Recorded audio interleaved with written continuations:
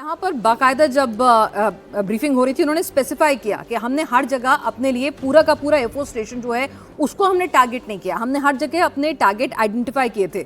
जैसे चकलाला में कॉम्प्लेक्स को टारगेट किया था, तो सक्कर की तस्वीर आप देखिएगा, यहाँ पे एक कॉम्प्लेक्स जो है उसको टारगेट किया था। यहाँ तस्वीरों में आपको नजर भी आएगा अभी जो आया था इसके बाद। और सक्कर जो है, शक्कर या जो एयरबेस है, वहां पर उन्होंने रेडार साइट और एयरक्राफ्ट शेल्टर जो होता है कंक्रीट का, इन दो पॉइंट्स को टारगेट करके हमला किया था, जिसमें कामयाबी मिली भी। सौरभ अगली साइड हम लोग दिखाएं शक्कर की।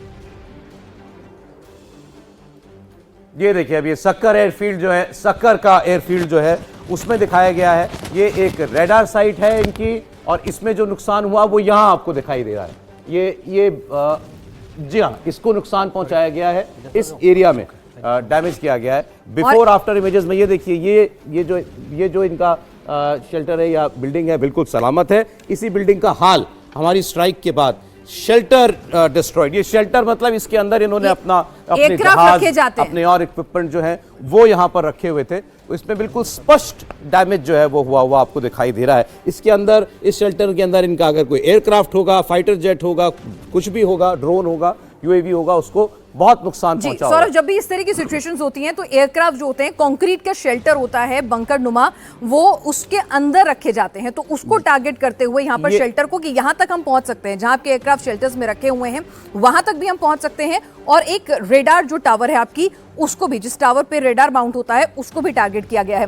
तो सक्कर एयरफील्ड की यहाँ पर शेल्टर की बिफोर एंड आफ्टर की तस्वीरें। शेल्टर ऊपर से पूरा कंक्रीट का जिस तरह से नजर आता है वो आपको बिफोर तस्वीर में नजर आ रहा होगा, और आफ्टर में आप देखेंगे तो पूरा समतल हो गया है। शेल्टर में इस तरह से पूरा का पूरा एयरक्राफ्ट आता है, तो ऊपर से आपको कंक्रीट का एक स्ट्रक्चर नजर आता है जो पहली तस्वीर में नजर आ रहा होगा, और दूसरी तस्वीर में वो पूरा का पूरा जमींदोज हो गया। कुमार साहब, मुझे बाकी देवेंद्र, जितना कमाल का जो काम स्ट्राइक ने किया है, उतना ही जो उसका प्रूफ जो हमने गैदर किया है वो भी उतना ही कमाल का है। बिल्कुल सौरभ, और ये वो प्रूफ है जो कि न सिर्फ इंडियन सैटेलाइट के पास है, बल्कि चाइनीज सैटेलाइट, रसन सैटेलाइट, यूएस के सैटेलाइट, सबके पास ये प्रूफ है। और चाइना सैटेलाइट ने तो बाकायदा सोर्सेज के द्वारा जानकारी ये दी गई थी, खुफिया एजेंसी के द्वारा, कि उन लोगों ने बहुत वेरीफाई किया इन सारी चीज़ों को, और उसके बाद उनकी तरफ से भी इसको जारी किया गया था। तो समझा जा सकता है कि इस पूरे ऑपरेशन को किस एक्यूरेसी के साथ इंडियन आर्मी, इंडियन एयरफोर्स और इंडियन नेवी ने जो कुछ भी किया वो किस एक्यूरेसी के साथ किया है। और बाकायदा ये बताना है कि हमने तो ये तय किया था कि बिल्डिंग में किस जगह को हिट करना है, हमने उसको हिट किया।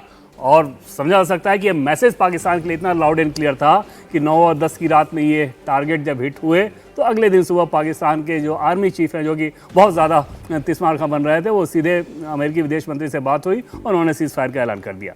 बिल्कुल। और यहाँ पर जब ब्रीफिंग हो रही थी सौरभ, तो जिस तरह का एक नैरेटिव गढ़ने की कोशिश की जा रही है, उसके लिए भी सीधा सीधा जवाब था कि इस तरह की चीजें, जब डीजीएमओ एयर से पूछा गया तो उन्होंने कहा इस तरह की चीजें जो है वो छुपती नहीं है, इसके सबूत सामने आ ही जाते हैं, क्योंकि अब हम इलेक्ट्रॉनिक वॉरफेयर के युग में हैं। अगर पाकिस्तान ने कोई नुकसान, सीधी सी बात है, पाकिस्तान ने भी मान ले कोई नुकसान अगर किया है जो नहीं कर पाया, वो तो वो भी उसकी तस्वीर ला सकता है। सैटेलाइट, हजारों सैटेलाइट घूम रही है बहुत आसानी से, उनके पास, अपने पास नहीं है, लेकिन चाइना और अमेरिका ये दोनों बहुत आसानी के साथ उपलब्ध कर सकते हैं। अमेरिका की तरफ से तो बहुत आसानी से बताया भी जा सकता है, चाइना तो पूरा रिलीज ही कर देगा। माय डियर फ्रेंड, चाइना से तो नहीं सकता है ना। बिल्कुल, और वो बता रहे हैं कि इस वॉर में, ऑपरेशन सिंदूर में भारत जब कार्रवाई कर रहा था, तो चाइना और टर्की तो एकदम एक तरह से कहें आप कि भारत ने इन तीनों देश से लड़ाई की है।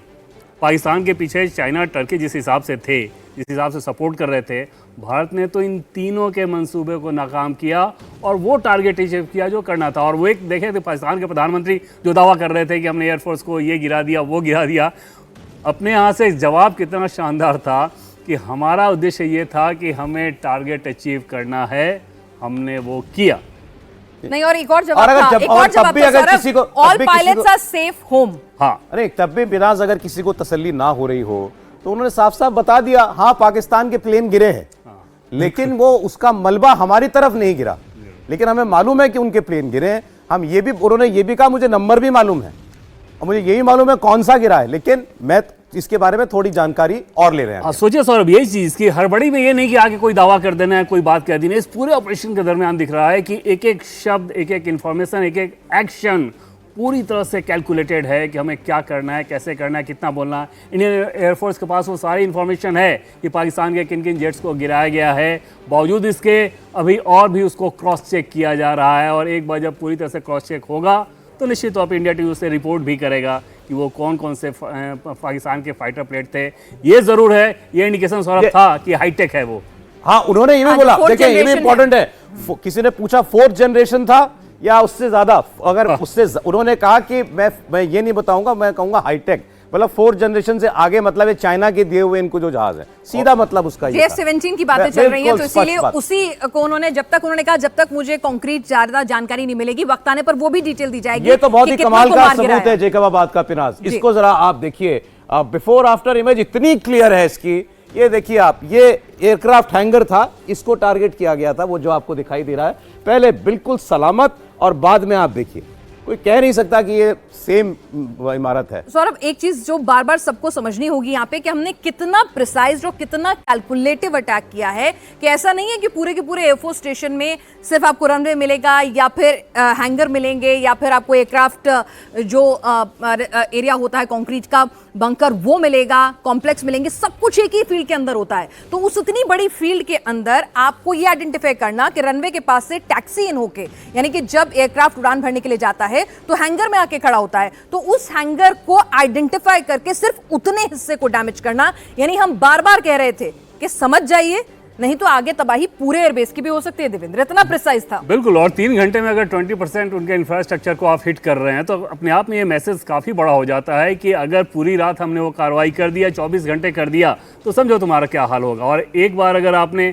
सारे एयरबेस स्टेशन की धज्जियाँ उड़ा दी तो फिर पाकिस्तान आर्मी के पास और क्या ही बच जाएगा। नेवी उनके पास है नहीं, आर्मी के पास इतनी ताकत नहीं, तो अगर एयरफोर्स आपने उड़ा दिया, वो ख़त्म कर दिया, तो पाकिस्तान बिल्कुल तबाह, बिल्कुल ख़त्म था। और वही लाचारगी, मजबूरी थी जिसके चलते अपने एयरबेस की ऐसी तस्वीरों को देखने के बाद वो सीज फायर के लिए तैयार हुए। तो ये इनके एयरबेसेस पर हमारा हमला 3 घंटे तक चला, आपने बताया।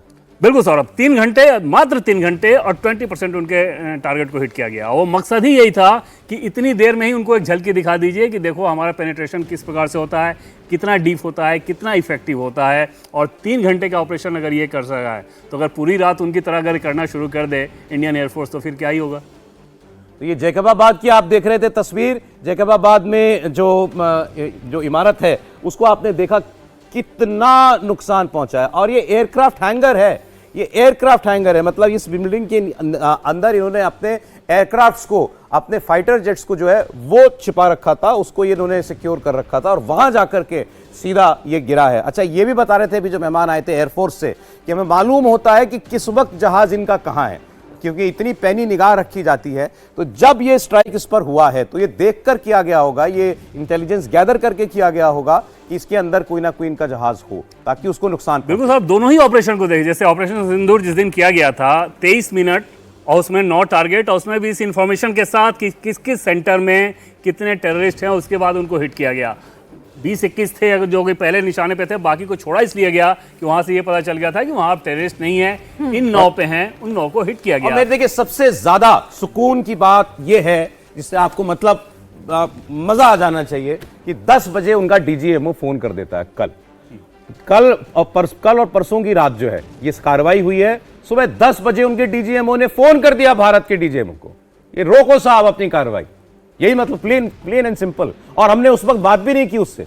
बिल्कुल सौरभ, और अंदाजा लगाया जा सकता है कि अगर 3 घंटे का ये असर होगा तो डीजीएमओ ने जब यहाँ पे फ़ोन किया होगा तो कितनी बेचारगी, कितनी लाचारगी रही होगी ऑलरेडी पाकिस्तान के पास। और बेचारगी और लाचारगी का नमूना था कि पहले यूएस में आपने कांटेक्ट किया, उसके बाद यूएस से यहाँ पे इंडिया में बातचीत कराने की कोशिश की, उसके बाद सीधे सीधे फ़ोन यहाँ पे। और यहाँ से मैसेज क्या था? मैसेज यही था कि हमारा स्टैंड वही है जो 7 तारीख को हमने बताया था, मतलब आतंकवाद के खिलाफ हमारा जो ऑपरेशन है वो चलता रहेगा। और आज भी आप देखें सौरभ, कितने प्लेनली ढंग से कहा गया कि हाँ ज़रूरत हुई हम ये करेंगे। एक बार भी ये नहीं कहा गया कि सीज़ फायर का ये मतलब है कि आतंकवाद के खिलाफ हमारे